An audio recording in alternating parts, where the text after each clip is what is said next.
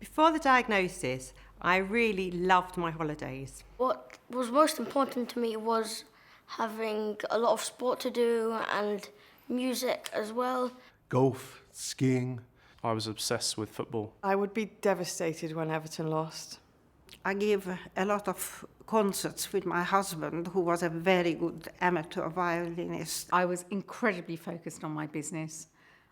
All I could really think about was it succeeding. She was excited, happily, young married, building up their home. Before the diagnosis, people would understand me a lot better. I didn't realise perhaps how vain I was about my body. I suppose I was more selfish. I had friends that we'd go out to eat with, go to the theatre with, go to the cinema with. Life was normal. I would say it was probably quite boring. And then bang, everything changes overnight. I started to feel a lot of pain and discomfort in my tummy. Pain in the back, pain. Nausea, very tired. I had a rash going across my face. I think they call it a butterfly rash because that's just what it looks like on your face. She had yellowness in her eyes. Sore throat, earache and headaches. Breathless. I couldn't move comfortably. I had a bruise, a yellowy, greeny bruise. And you get a bit of dimpling. It just looked different, looked strange. Not myself, just lack of energy. He kind of felt that all was not quite right. And then one word. 6 letters. Cancer. C-A-N. C-E-R. Cancer. Cancer. Cancer. Cancer.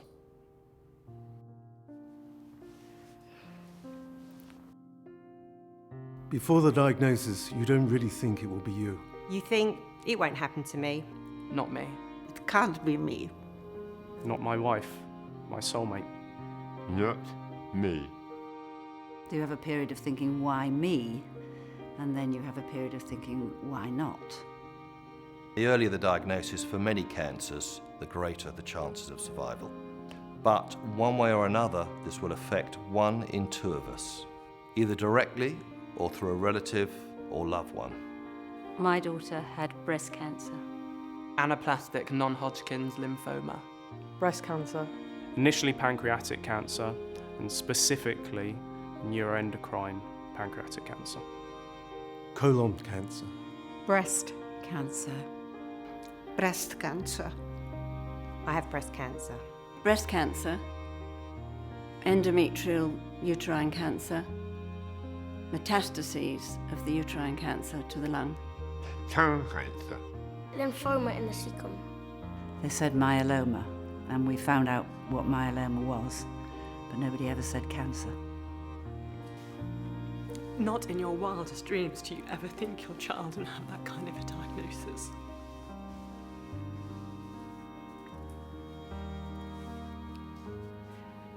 But when you do, you have to deal with it, and you have to get through it.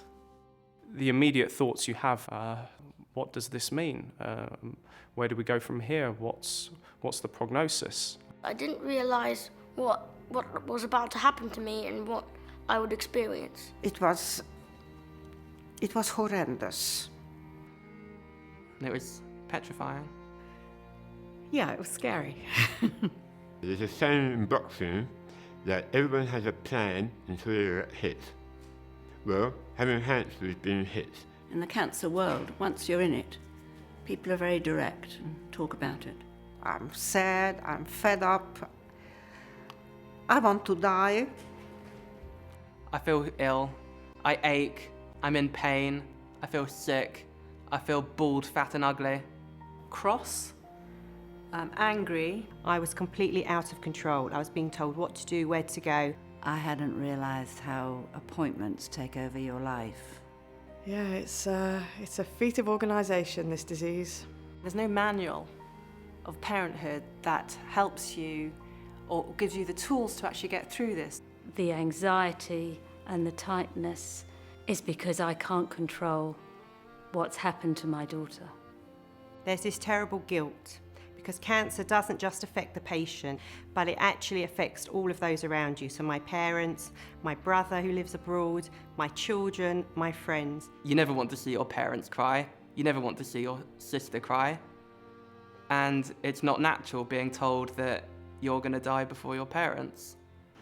I have 2 very small children. What if I'm not around to look after them? And there were times when I was so poorly that I couldn't really get out of bed. And that's the hard bit. And they're too little to understand. 3 operations, steroid infusions, hundreds of blood tests. Oh, I've had so many operations. She did a lumpectomy, hoping that it will be sufficient, but it wasn't.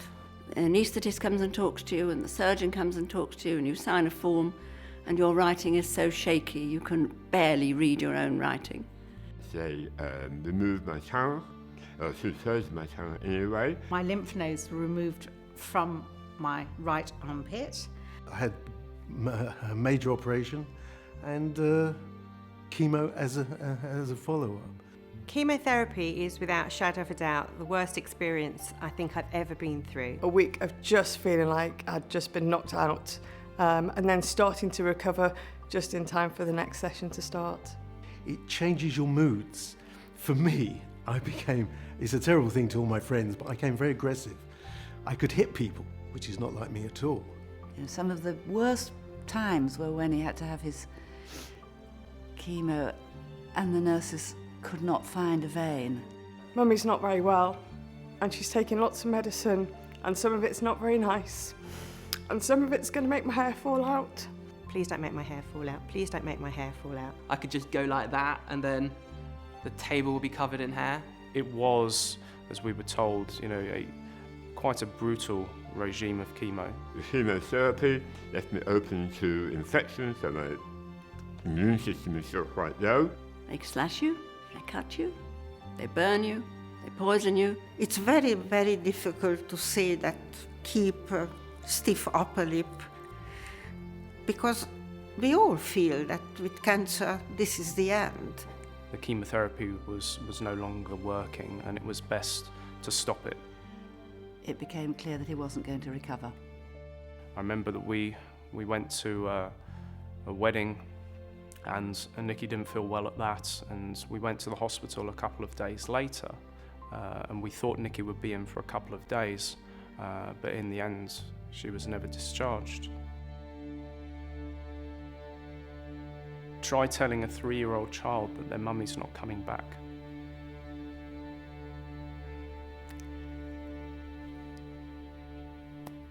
Stop for a minute. Before the diagnosis, I would never go to a charity. I'm not a charity case. I'd rather give than receive. I'm too independent and I do everything myself. But this illness stopped that. And for the first time ever, I had to sit back and accept the fact I couldn't do this alone. I needed help, and I took it. I would never have come here because I think it's a great place for everybody else.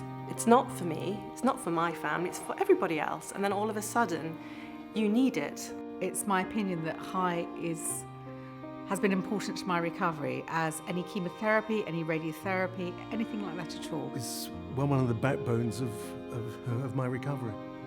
I know how easy it is to manipulate a counsellor. If there was somebody here that could see through me, not allow me to manipulate, I'd be safe. Within about 12 seconds, I'm crying. And I don't cry. No one sees me cry. But I have seen me cry all the time. Nobody had seen me without hair other than my immediate family, and it was that level of comfort that I felt being here. Whenever you go past the high building and you see the big sign up and it says, "Cancer doesn't care, but we do," they really mean that as an organisation. So, for anyone that is going through what I've been through, High will be your lifeline. I think without High, I'm not really sure how I would have transitioned from having cancer to getting through everything. It's an incredible place, really is. With people living longer with cancer, the expertise at Chai will be needed more and more. There's nothing else like Chai. They understand you, they get to know you, and they care for you. They most certainly cared for me. Thank you doesn't seem enough, really. Just want to give them all a big hug. I really